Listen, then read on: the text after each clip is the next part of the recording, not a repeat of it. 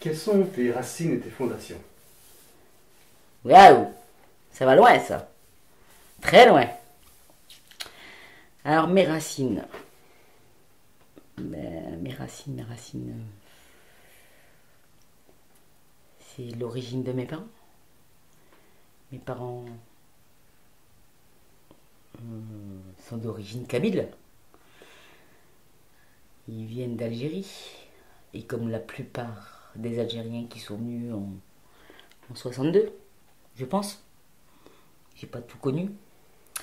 Euh, donc je suis originaire d'Afrique du Nord. Il y a une chanson qui dit mon père est né là-bas, ma mère est née là-bas. Moi je suis né ici dans la misère et les cris. Voilà.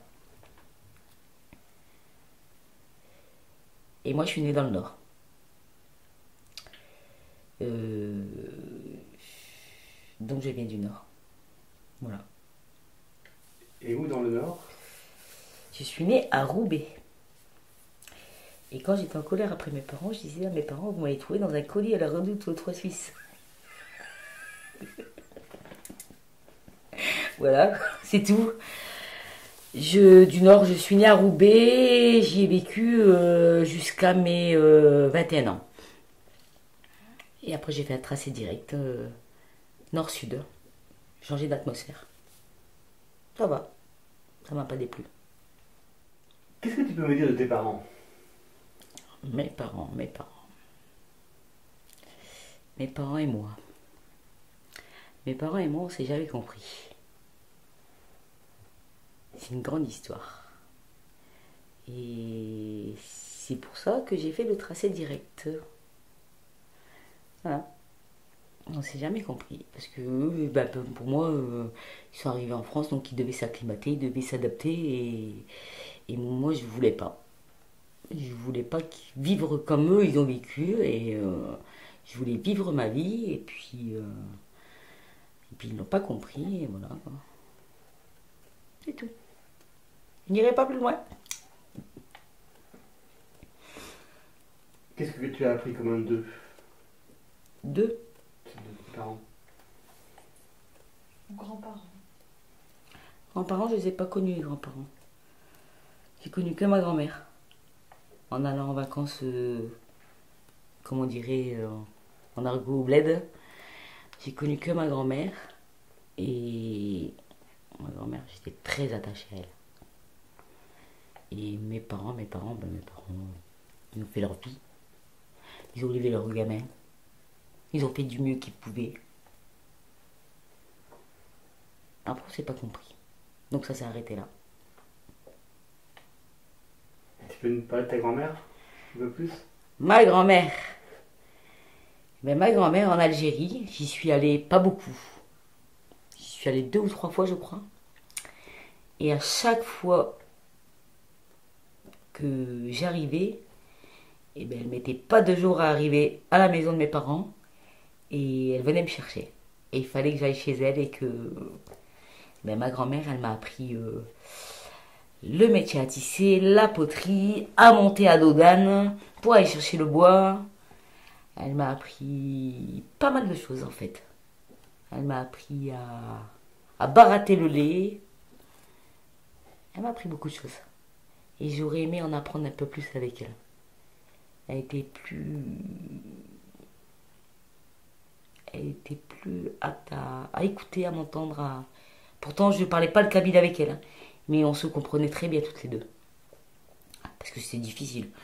Le temps d'arriver là-bas, on partait quoi, 1 mois en vacances.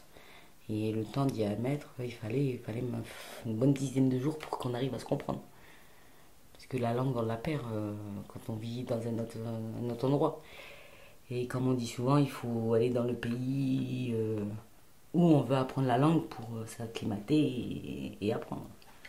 Et moi, j'ai pas eu le temps en fait. Et mes parents ne voulaient pas nous apprendre la langue parce que pour eux, c'est important de comprendre un minimum de français, justement, pour nous aider dans la vie, pour avancer.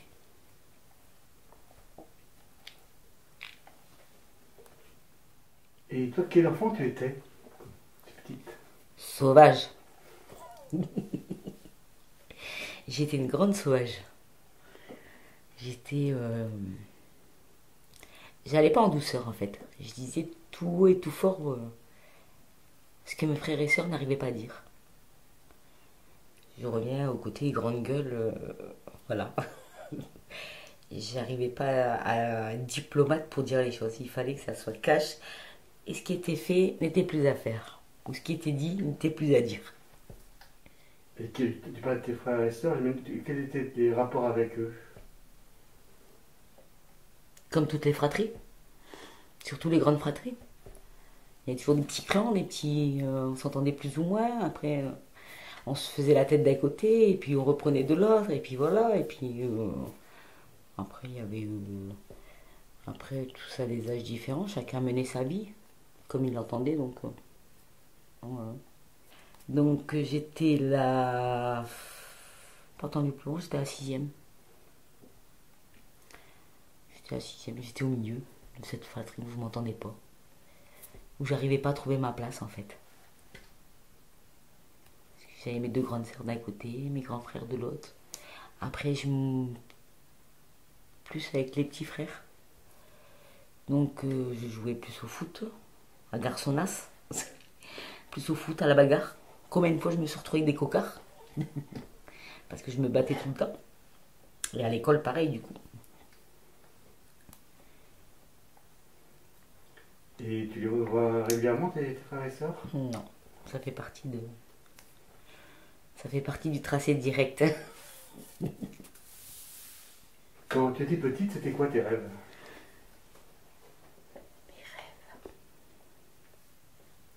Vivre pleinement ma vie. C'est beaucoup de projets où je n'ai pas encore abouti aujourd'hui, je vous rassure. Hein.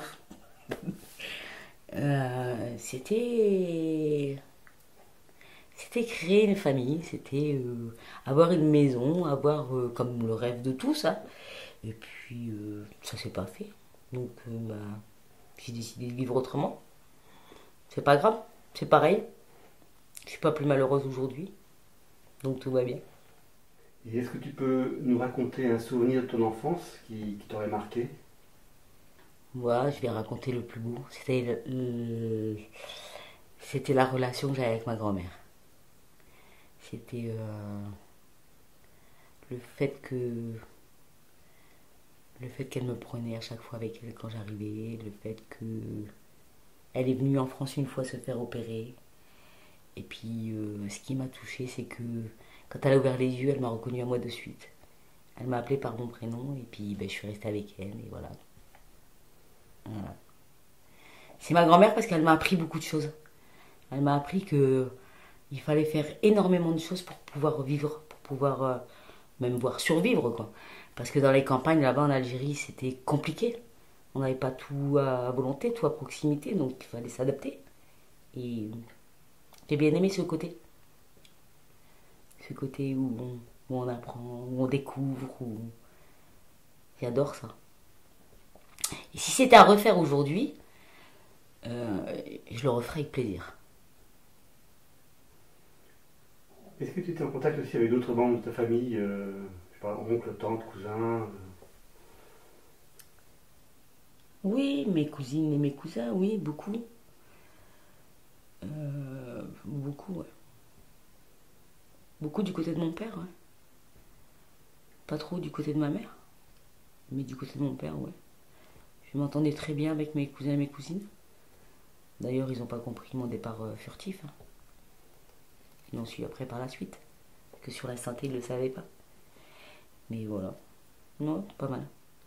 On est des grandes familles, en fait, des familles nombreuses, des familles avec beaucoup d'enfants. Là, aux dernières nouvelles, j'avais quoi? Donc mes frères et sœurs, donc on était 9 en tout.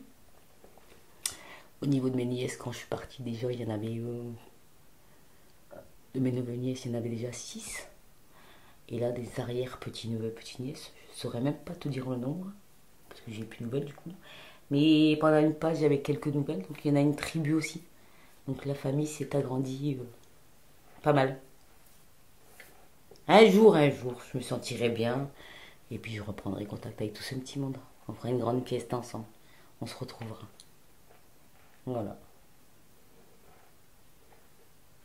Tu me parlais de l'affection et même de l'amour que tu avais pour ta grand-mère. Oui, Elle t'avait choisi finalement.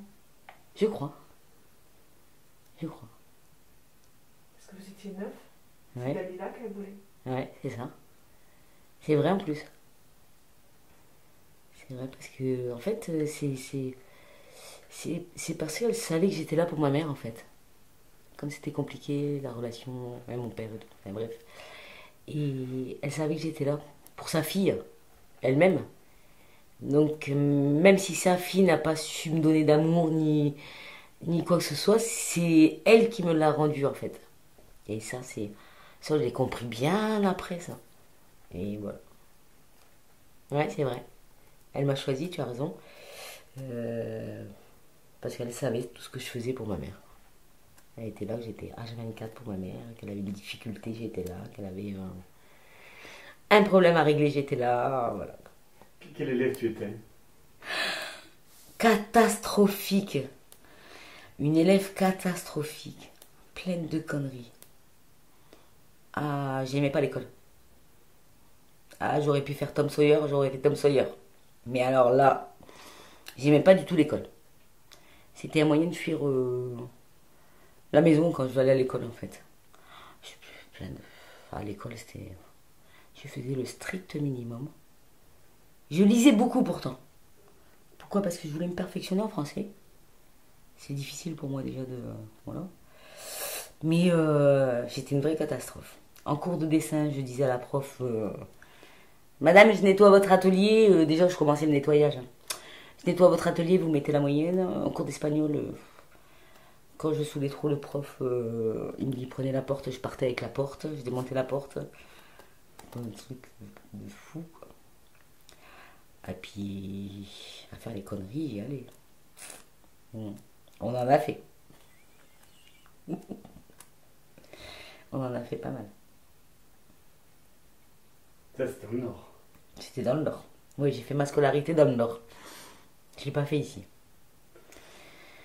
J'en ai fait pas mal. À me battre, à faire plein de choses.